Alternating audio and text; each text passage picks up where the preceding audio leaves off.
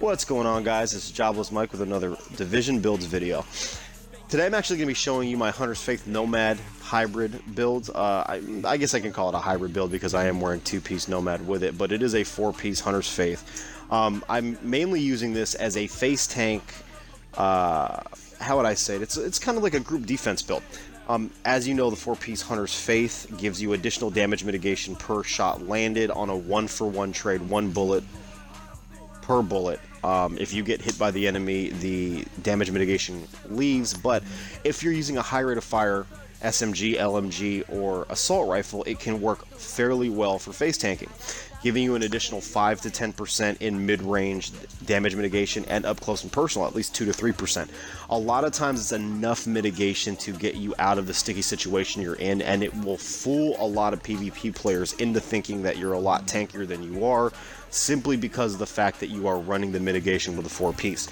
Now, if you see what I'm running, my gloves are spec'd for LMG with crit chance and crit damage. It's only LMG because that's what it rolled after a number of times. These are very expensive gloves to re-roll, so maybe in the future if I find another set of gloves I will switch it to assault rifle, but as of right now I'm running the black Market RPK with brutal, deadly, and destructive. I have a few others that I could run with that.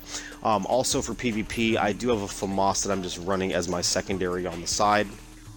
With that being said, the FAMAS is actually running uncomplicated, unforgiving, and destructive all at the same time. It's great for PvP, great for face trading, especially with this build. As you see, you will mitigate and take a lot less damage while you're face tanking, and if you kick in with the FAMAS assault rifle, you will have 10% and then 25% additional damage when you get to that point. But obviously, my experience face tanking enemies with this, if you're going full bore, I would venture to say that your power output generally will drop if you're with a comparable player to you with just a different build. Your life generally will drop, I would say, 1/3 slower than his because of the damage mitigation.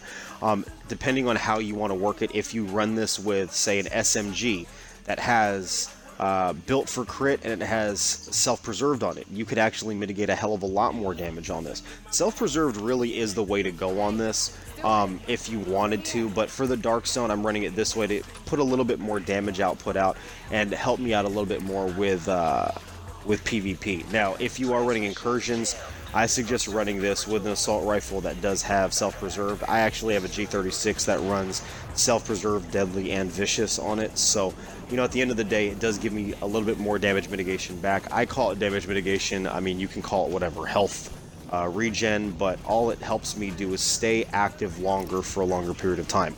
As you can see, my talents didn't really change much. I'm running one is none.